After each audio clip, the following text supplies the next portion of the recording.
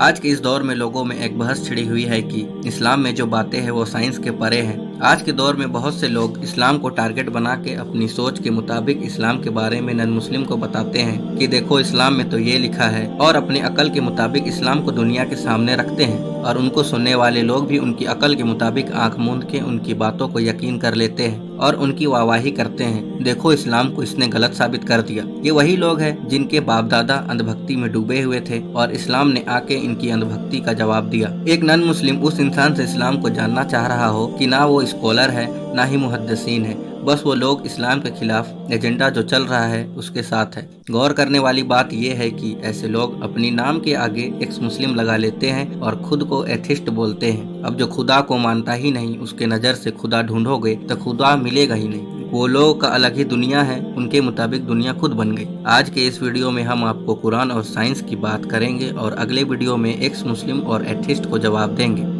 Video देखने से पहले ये बात याद रखें, कुरान की बातें लिटरेचर फॉर्म में होती है और 1400 साल पहले ये किताब आई है और साइंस, टेक्नोलॉजी और बहुत रिसर्च करके कोई नतीजे तक पहुंचती है। एक मशहूर साइंटिस्ट अल्बर्ट आइंस्टीन ने कहा था, science without religion is lame and religion without science is blind. Science मजहब के बिना लंगड़ी है और मजहब साइंस के बिना अंधी है, इसलिए इस्लाम समझने के लिए साइंस जरूरी है। आप देख ले, कुरान में 1000 से ज्यादा आयत यानी वर्सेस जो है वो साइंस से रिलेटेड है, जिसको हम फिजिकल फेनोमिना ऑफ नेचर कहते हैं। साइंस जितने भी लॉ बताए हैं उन लॉ को साइंस ने क्रिएट नहीं की, वो बस उसको डिस्कवर की है। फिजिकल फेनोमिना का मालिक तो सिर्फ अल्लाह है। कुरान और साइंस दोनों में इस्लाम है। साइंस खुदा की निशानियों को और उसकी क्रिएशन को बताता है, इसलिए साइंस भी इस्लाम का हिस्सा है। दोनों में डिफरेंस ये है कि कुरान रिवेलेशन और इंस्पिरेशन की किताब है जिसमें बहुत सी बात इशारों पे की गई है, और साइंस की नॉलेज जो है वो इंसान अपने ऑब्जर्वेशंस और एक्सपेरिमेंट्स से हासिल करता है, और इस्लाम इन दोनों को मानता है, बाकी कोई तीसरी नॉलेज को नहीं मानता। एक वो चीज जो अल्लाह ने बता दी,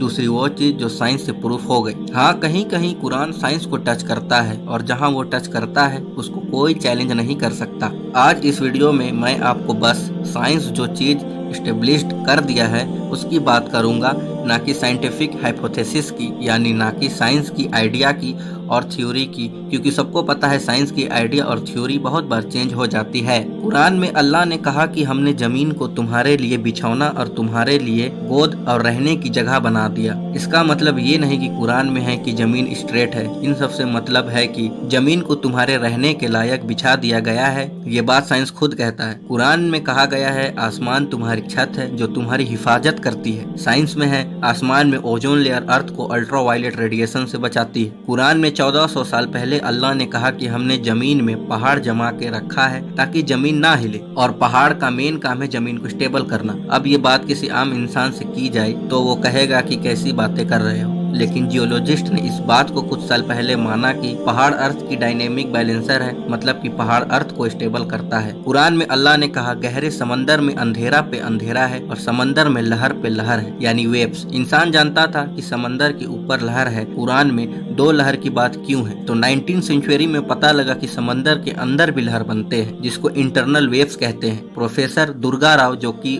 ओशियनग्राफी में माहिर थे, उन्होंने जब ये आयत पढ़ी तो उन्होंने कहा ये किताब इंसान की हो ही नहीं सकती सिवाय गॉड के। कुरान में अल्लाह ने कहा हमने हर जानदार चीज को पानी से बनाया।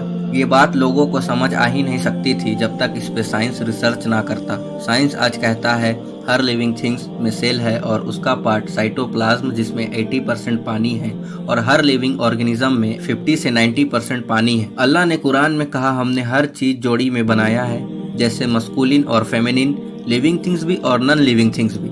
अब ये 1400 साल पहले के लोग के अकल में आने वाली बात थी ही नहीं, पर आज साइंस भी कहता है हर चीज के 2 पहलू हैं, जैसे इलेक्ट्रिसिटी में पॉजिटिव और नेगेटिव और इलेक्ट्रॉन्स और प्रोटॉन्स। कुरान में है अल्लाह आसमान में से पानी बरसाता है और इससे पेड़ और पौधे जोड़ियों में पैदा करता है।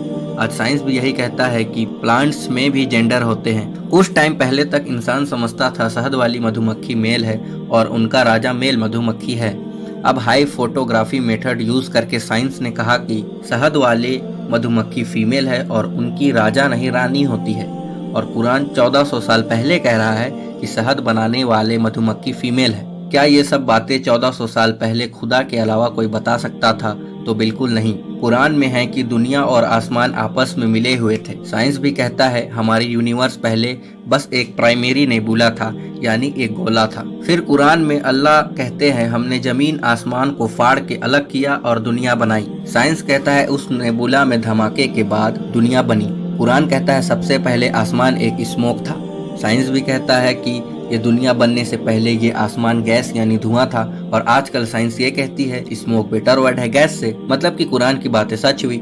एक साइंटिस्ट जिसका नाम एडविन हबल है, उसने कहा था ये यूनिवर्स फैल रही है। कुरान में अल्लाह कहता है हमने ये यूनिवर्स बनाई फैलती हुई। आज साइंस इस बात को मानती है। कुछ टाइम पहले तक लोग सोचते थे चांद की रोशनी अपनी है। साइंस ने कहा चांद के पास अपनी रोशनी नहीं है, वो रिफ्लेक्टेड लाइट है। कुरान में 1400 साल पहले बता दिया गया कि चांद की रोशनी रिफ्लेक्टेड लाइट है। पहले साइंस कहता था अर्थ यूनिवर्स का सेंटर है और बाकी प्लेनेट अर्थ के चारों तरफ घूमती है, जिसको थ्योरी ऑफ जियोसेंट्रिज्म कहते थे। फिर 16वीं सेंचुरी में हेलियोसेंट्रिक थ्योरी आया, जिसमें सन की चारों तरफ बाकी प्लेनेट घूमते हैं। फिर 1609 में एक साइंटिस्ट ने कहा कि प्लैनेट्स भी अपने एक्सेस पर रोटेट होता है।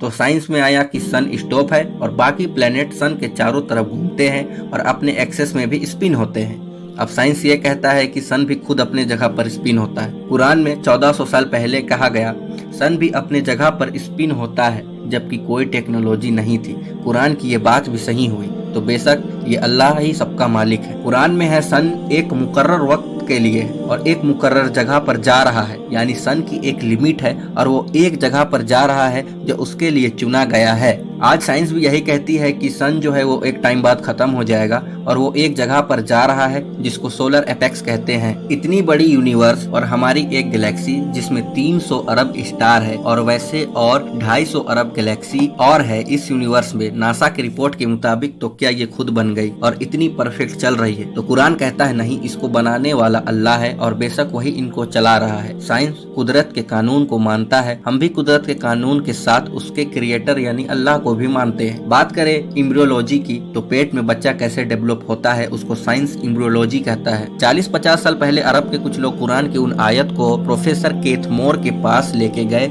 जिनमें एम्ब्रियोलॉजी की बात कही गई है। तो इन कुरान की आयत को देख प्रोफेसर ने कहा ज्यादातर बातें कुरान में एम्ब्रियोलॉजी की कही गई है वो 100% सही है, पर कुछ बातें मुझे पता नहीं। जैसे अल्लाह ने कुरान में कहा कि हमने इंसानों को बनाया है एक खून के लोथड़े से, यानी जोंक या लीच जैसी चीज से। या देख प्रोफेसर ने कहा मुझे पता नहीं बच्चा बनने को फर्स्ट स्टेज क्या है। उसके बाद प्रोफेसर अपने लैब में जाके माइक्रोस्कोप से देखा और एक लीच से उसको कंपेयर किया तो उसका शेप आपस में मिल गया। तो कुरान में जो वर्ड कही गई है वो अलाका है और इसका मतलब 3 चीज होता है, एक खून का लोथड़ा, दूसरा लीच और तीसरा चिपक के लटकना। साइंस कहता है फर्स्ट स्टेज बच्चा लीच जैसा दिखता है और माँ का खून चूसता है जिसे प्लासेंटा कहते हैं, और फर्स्ट स्टेज में ब्लड सर्कुलेशन शुरू नहीं होता है इसलिए उस टाइम बच्चा खून का लोथड़ा जैसा दिखता है और बच्चा माँ के वोम में चिपक के लटकता है। तो कुरान की ये सारी बात 100% सही हुई। कुरान में शुरू से बच्चा कैसे बनता है तफसील से लिखा है, पर उतनी बातों को मैं नहीं बताऊंगा क्योंकि वीडियो लंबी हो जाएगी। बस इतना जाने कि प्रोफेसर केथ ने कुरान से जितनी नई चीज मिली उन्होंने अपनी किताब 3rd addition the developing human में लिखा।